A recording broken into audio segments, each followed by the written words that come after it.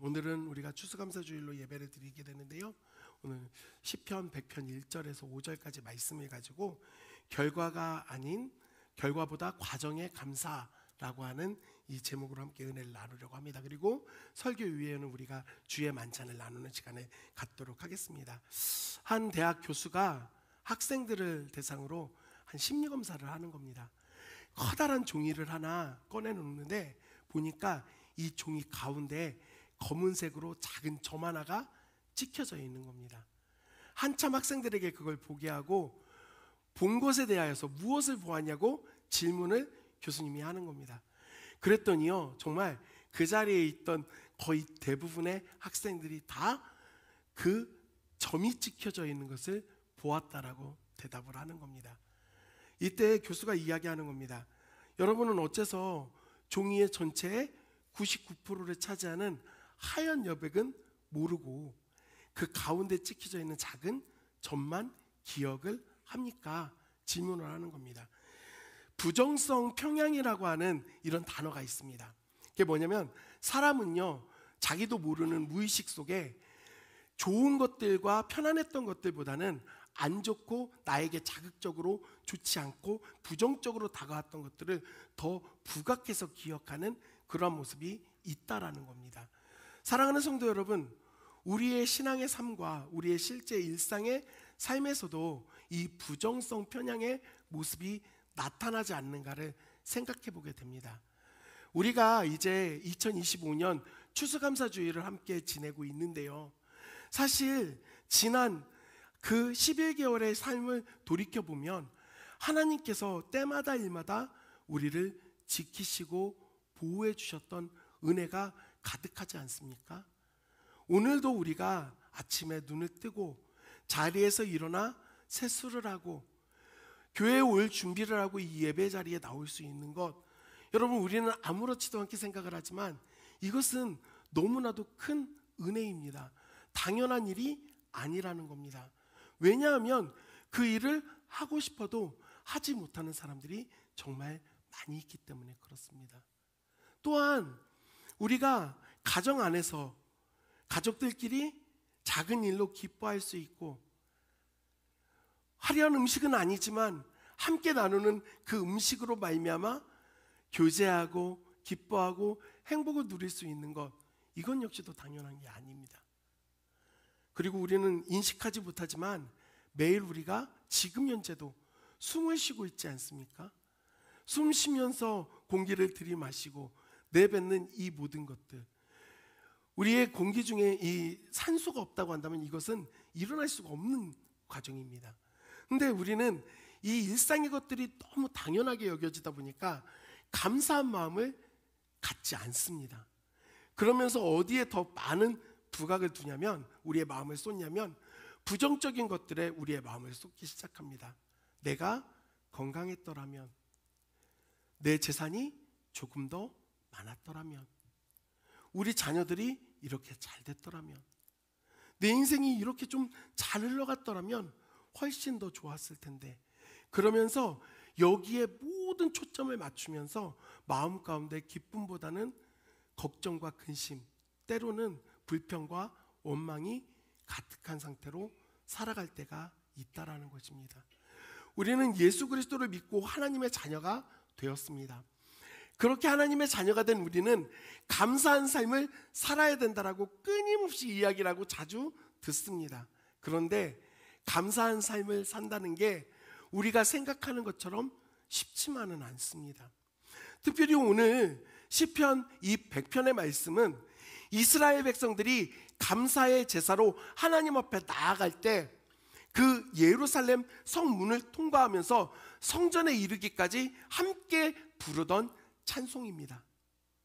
그들이 하나님을 향하여 어떤 감사의 찬양을 드리고 있는가, 또한 그들이 어떻게 하나님께 감사를 드릴 수밖에 없었는가 하는 그 모든 내용이 오늘 결코 길지 않은 5절의 이 말씀 안에 풍성하게 들어가 있습니다.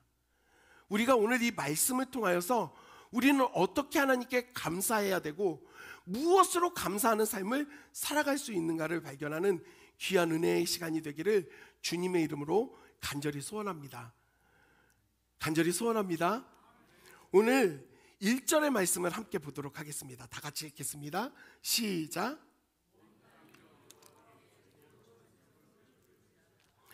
온 땅이여 여호와께 즐거운 찬송을 부를지어다 라고 이렇게 고백을 합니다. 사랑하는 성도 여러분, 여기서 우리가 좀 주목해 볼 것은 즐거운 찬송을 부르라고 이야기를 합니다. 근데 여기에 즐거운 찬송을 부를지어다라고 하는 히브리어 원어를 보면은요, 여기에서 중심이 되는 그 단어가 단순히 그냥 노래하다, 찬송하다 이 정도 수준이 아닙니다. 이게요, 언제 사용되어지는 단어냐면 왕이 승리하고 개선행렬을 할 때 사람들이 소리치는 그 상황을 묘사할 때 이 단어를 씁니다. 그리고 왕의 즉위식에서 왕이 세워졌을 때 저분이 우리의 왕이다 하면서 사람들이 기쁨으로 외칠 때 사용되어지는 단어가 이 단어입니다. 그러니까 단순히 그냥 노래 조금 해라, 즐거운 노래 좀 불러라, 이게 아니라 소리치라는 겁니다. 겉으로 드러내라는 겁니다. 외치라는 겁니다. 즐거움으로 하나님께 감사의 찬송을 올리라는 겁니다. 그런데 그 대상이 누구냐? 온 땅이여 라고 오늘 말씀은 그렇게 기록하고 있습니다. 온 땅이여 그렇게 찬송하라고 하는 이 표현은 결국에 모든 만물이 다 하나님을 찬양해야 함을 이야기하고 있습니다. 사랑하는 성도 여러분, 이스라엘 백성들이 그 성전으로 나아가는 그때 각자 저마다 사정이 왜 없겠습니까? 사랑하는 가족이 본인이 병들어서 그 병으로 인해 근심함이 있었을 겁니다. 농사가 잘 되지 않아서 수익이 없어 당장에 먹고 살 문제가 있는 사람들도 분명 있었습니다. 큰 전쟁 앞에서 이 전쟁에서 패배하면 어떻게 하지? 하는 두려움도 있을 수 있습니다. 저마다 각자의 여러 가지 사정이 있었지만 오늘 이 시편의 기자는 무엇이라 이야기하는가? 그 모든 상황 속에서도 의지적으로 하나님을 기쁨으로 찬양하라고 말하고 있는 겁니다. 감사함을 외치라고 표현하고 있는 겁니다.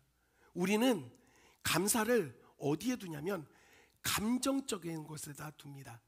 그래서 우리의 감정의 그릇이 가득 잘 채워지면 하나님께 감사할 수 있다라고 생각을 합니다. 하지만 오늘 말씀은 우리에게 그렇게 이야기하지 않습니다. 감정의 감사를 드리는 게 아니라 선택적으로, 의지적으로 감사하라고 표현하는 겁니다. 여러분, 방송인 중에 노홍철 씨가 있습니다. 이 노홍철 씨가 예전에 한 그 버라이어티 프로그램에 나와서 자주 했던 말이 있습니다. 노긍정이라고 하면서 여러분, 행복하니까 웃는 게 아니라 웃으니까 행복한 겁니다 말하면서 이런 얘기를 하는데, 처음에 들을 때는 아유 무슨 저런 말도 안 되는 소리를 하는가 했는데 언뜻 생각해보면 되게 깊이가 있는 거예요. 그런데 이걸 저는 그대로 우리의 감사에 접목시키고 싶습니다. 여러분, 감사한 일이 있으니까 우리가 찬양할 수 있는 게 아니라 찬양하면 감사할 수 있는 일들이 더욱더 많이 발견되어지는 겁니다. 이게 놀라운 비밀입니다.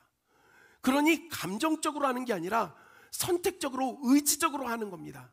그리고 이러한 감사의 태도에는 어떤 것이 따라와야 되는가? 2절 말씀을 다 같이 읽겠습니다. 시작.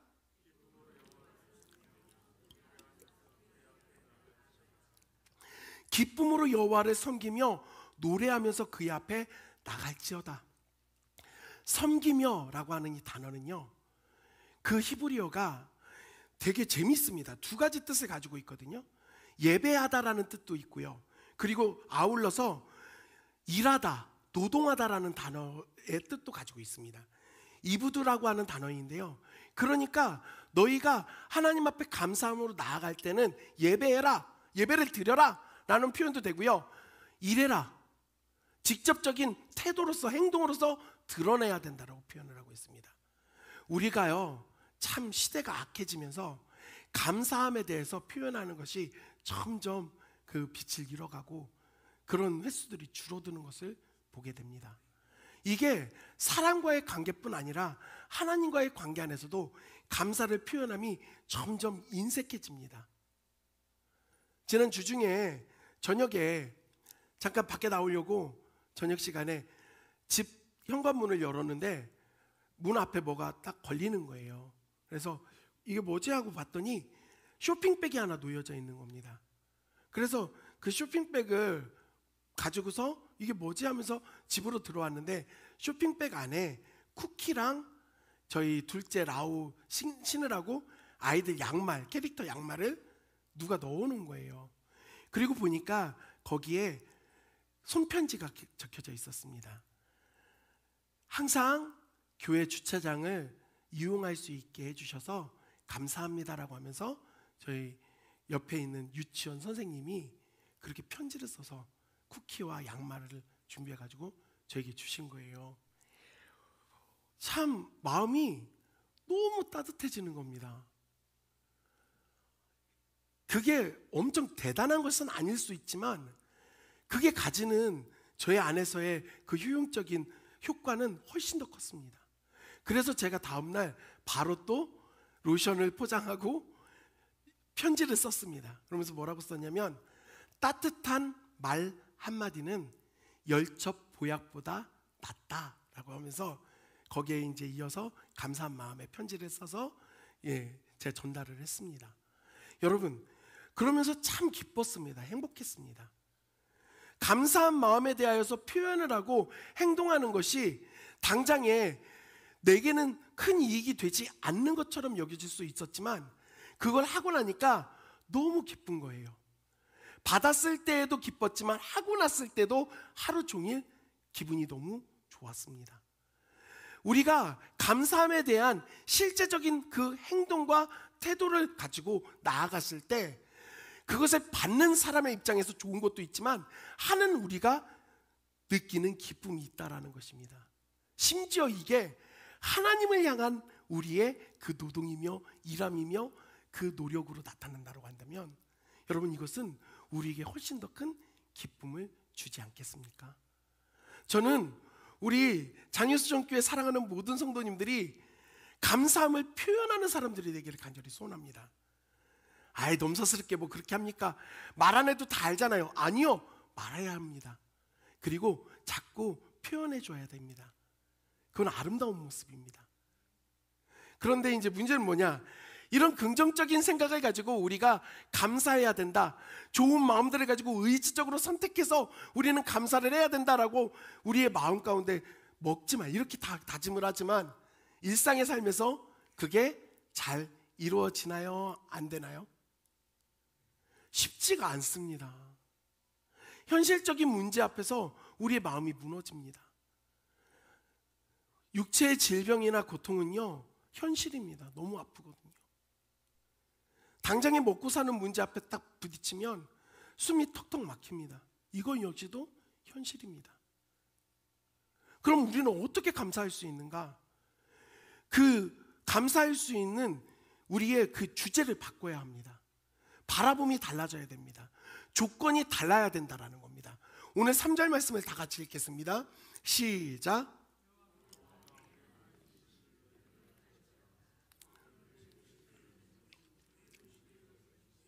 그의 백성이요 그의 기르시는 양이로다. 아멘.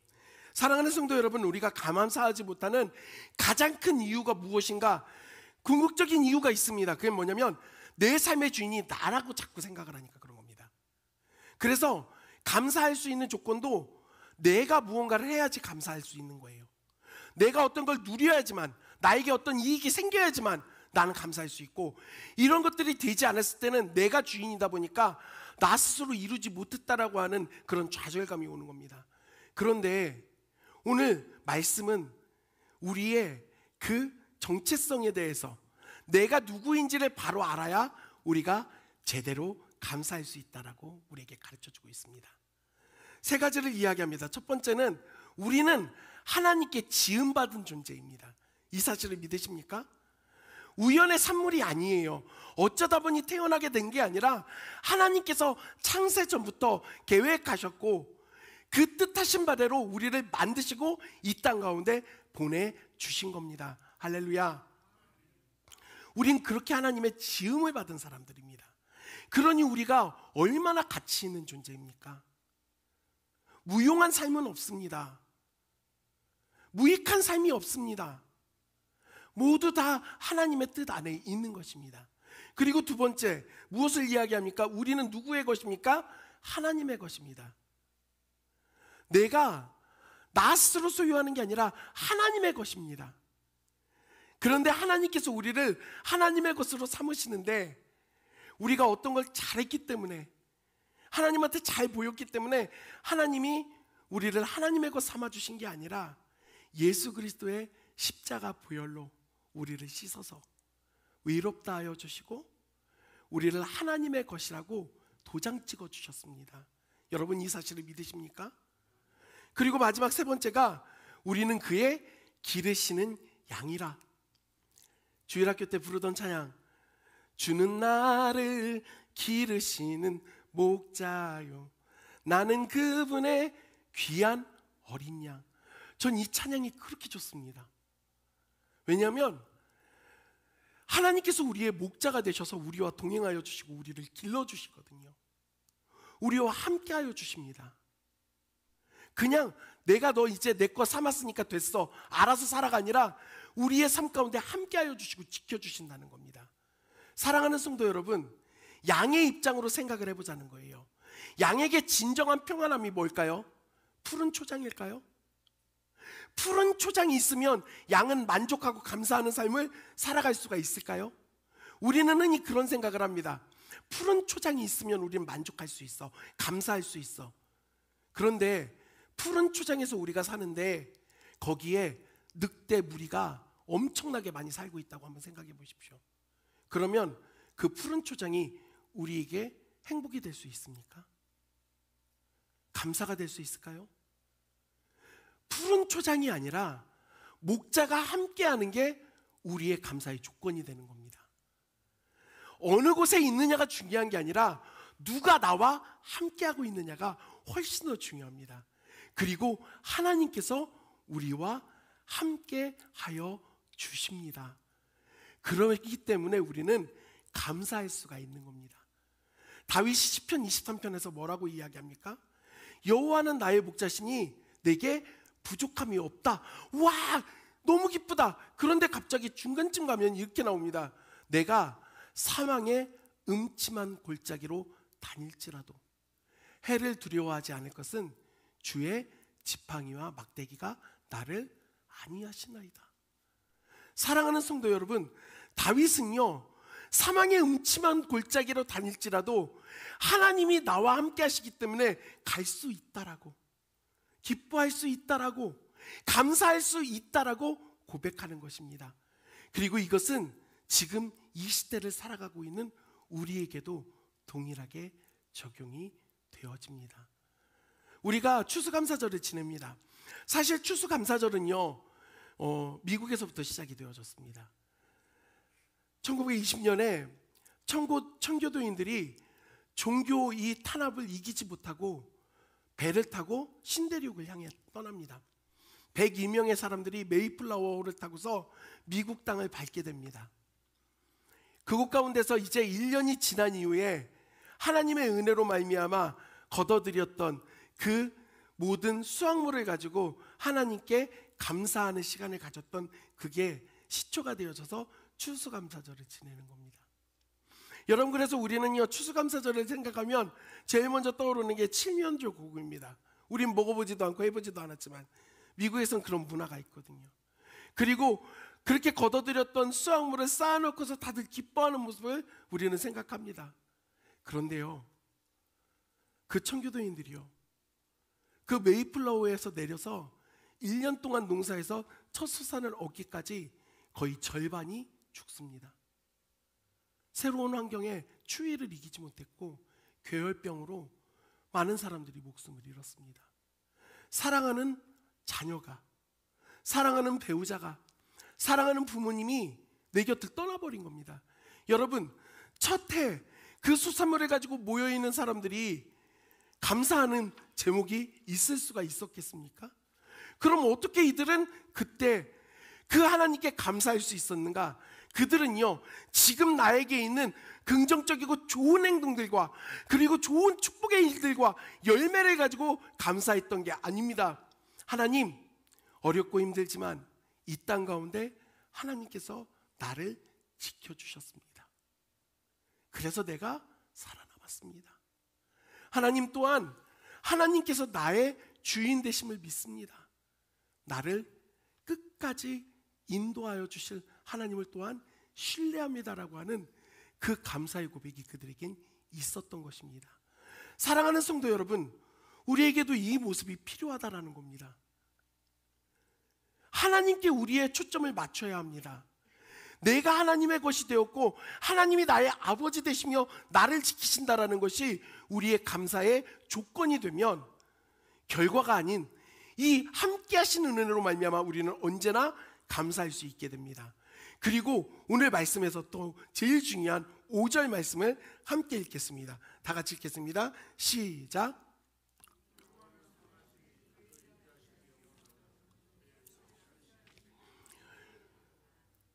아멘. 할렐루야. 여호와는 선하십니다. 그의 인자하심이 영원하고 그의 성실하심이 대대에 미치게 됩니다. 이게 하나님의 성품입니다. 여러분, 하나님은 선하십니다. 여러분 이걸 믿으십니까? 문제 뭐냐? 우리의 상황이 선하지 않을 때가 있거든요. 우리의 상황이 나쁠 때가 있습니다. 그럼 우리는 오해하고 착각합니다. 아, 내 삶이, 내 실세가 이렇게 어렵고 선하지 않으니, 나쁘니 하나님도 나쁜 거 아닌가? 사랑하는 성도 여러분, 내 상황은 끊임없이 바뀝니다. 하지만 하나님의 성품은 절대 변하지 않습니다. 무엇을 통해 우리가 알 수 있습니까? 하나님의 선하심을 우리에게 가장 강력하게 보여주신 사건, 언일양 되신 예수 그리스도를 이 땅에 보내주셨습니다. 그 아들을 통하여 우리가 십자가 보혈의 공로를 입어 구원을 얻었습니다. 여러분 이걸 믿으십니까? 하나님께서 보여주신 가장 선한 모습입니다. 이것은 어떤 상황이 돼도 절대로 빼앗을 수가 없습니다. 바뀌지가 않습니다. 그래서 하나님의 인자하심은 영원하고 그의 성실하심은 대대에 미친다라고 고백하는 겁니다. 우리는 자꾸 환경을 바라보면서 감사를 하려고 하니 수시로 바뀔 때마다 우리의 감사의 조건이 바뀌어버리는 겁니다. 그런데 하나님의 선하심, 변하지 않는 성품을 바라보면서 감사하는 사람은 우리의 상황이 나쁠지라도, 어려울지라도, 힘든 상황이 찾아올지라도 감사할 수 있게 된다라는 것입니다. 이 비밀을 발견하는 저와 여러분이 되기를 간절히 소원합니다. 제가 한 인물을 좀 소개하려고 합니다. 여러분 한번 들어보십시오. 여성분이신데 이분이 서울대학교 불어불문과를 졸업을 했습니다. 그리고 자기 이제 진로를 좀 바꿔야 되겠다 마음을 먹고 사법고시를 준비하는 과정 가운데 갑작스럽게 아버지가 암 판정을 받고 그렇게 되고 2주 만에 돌아가신 거예요. 그래서 여러 가지 마음의 어려움들이 있다 보니까 사법고시를 포기하고 학원 강사로 일을 하기 시작하면서 서울어학원이랑 올림피아드에서 10년 동안 일을 하면서 엄청나게 사람들에게 인정을 받기 시작합니다. 그렇게 일을 하다가 2010년도에 전도 집회에 참여했다가 내가 주님을 위해 살아야 되겠다, 사역자로 헌신해야 되겠다라고 마음의 결단을 합니다. 그리고 미국의 트리니티 신학교에 가서 목회학 석사과정을 열심히 밟습니다. 그래서 목회학 석사과정을 밟다가 한 학기 남겨놓고 이제 실습, 사역을 해야 돼서 한국에 와서 자기 모교회에 가서 지구촌 교회에서 전도사로 사역을 합니다. 그런데 배가 아픈 거예요, 갑자기. 그래서 병원에 갔더니 암이라는 겁니다. 대장암이고 말기라는 겁니다. 수술을 받을 수가 없대요. 항암 치료를 받아야 되는데 이 과정을 해봐야 1년 정도 사는 게 고작이라고 시한부 판정을 받습니다. 여러분이 이런 상황이라면 어떠시겠습니까? 이 전도사님이 마음의 결단을 합니다. 어차피 내가 병원에 입원해서 항암을 하고 이런 과정을 해도 더 살 수 있는 게 아닌데, 그렇다고 한다면 나는 조금이라도 더 하나님의 은혜를 증거하겠다라고 마음을 먹고 부르는 곳마다 찾아가서 간증하고 설교를 하기 시작합니다. 이 전도사님 이름이 유석경 전도사님이신데요, 결국에 이 전도사님은 그 이후 3년 후에 돌아가십니다. 근데 이분 영상을 유튜브로 한번 찾아보시면 나오는데요, 이분이 살아생전에 그렇게 간증을 다니면서 이런 고백을 합니다. 저는 하나님을 원망해 본 적이 한 번도 없습니다. 제가 왜 암에 걸렸는지 묻지도 않았습니다. 왜냐하면 저는 하나님을 이해하려고 하지 않기 때문입니다. 저는 하나님을 그저 신뢰합니다. 이렇게 고백을 합니다. 그리고 또 이분이 어떤 고백을 하냐면, 내가 지금 말기암에 걸려서 죽어도, 내 상황이 이렇게 너무나도 힘들어도 결코 변하지 않는 사실은 하나님은 선하시다라는 표현을 고백하는 겁니다. 제가 그 영상을 보면서 눈물이 났습니다. 사랑하는 성도 여러분, 정신줄을 놓았기 때문에 그런 일을 할 수 있는 게 아니라, 그 유석경 전도사님이 그런 고백을 할 수 있었던 이유는 그분은 자기에게 찾아온 말기암이 아닌 변하지 않는 선하신 하나님께 모든 초점을 맞출 수 있었기에 그가 이런 믿음의 고백과 감사를 드릴 수가 있었던 것입니다. 그리고 이것은 우리에게 동일하게 적용되지 않을까요? 분명 지금 여러분들 어려움의 시간들을 보내는 분들이 있을 겁니다. 재정적인 어려움으로 인하여 정말 한숨 짓고 한숨조차 쉬는 게 어렵게 느껴지는 시간을 보내는 분들도 있고요, 육신의 연약함과 질병으로 인하여서 힘든 시간을 보내는 분들도 있을 겁니다. 관계로 인하여 자녀들이 잘 되지 않는 것들과 부모님의 건강, 배우자의 관계, 여러 가지 어려움들이 있을 수 있습니다. 사랑하는 성도 여러분, 우리는 자꾸 거기에서 좋은 결과들이 찾아와야 감사할 수 있다라고 생각을 하는데, 그것은 우리는 가운데 있는 작은 점만 바라보고 있는 일입니다. 그럼에도 불구하고 우리가 예수 그리스도를 믿고 있지 않습니까? 그럼에도 불구하고 우리가 이 자리에 나와 말씀을 듣고 하나님 앞에 간구할 수 있지 않습니까? 우리에게 주어진 이 모든 것들이 하나님께서 채워주시는 99%의 그 하얀 여백의 은혜인데, 우리는 지금 무엇을 바라보고 있습니까? 전 이제 말씀을 정리하겠습니다. 우리의 마음이, 우리의 생각이 결론에만, 결과에만 집중하면요, 결코 감사하기가 쉽지가 않습니다. 하지만 함께 하시는 하나님을 바라보고, 그 하나님이 이루신 일들을 지켜보고, 그 하나님이 나를 사랑하시며 나를 하나님의 것 삼아주심을 기억할 때, 변치 않는 하나님의 성품을 우리가 알 때, 우리는 그 하나님께 감사의 고백을 올려드릴 수 있는 것입니다. 특별히 오늘 하루, 아니 우리의 삶 가운데 변치 않는 하나님의 성품을 인하여 그 하나님께서 우리를 세우신 정체성을 기억하면서 날마다 감사할 수 있는 저와 여러분들이 되기를 주님의 이름으로 간절히 소원합니다.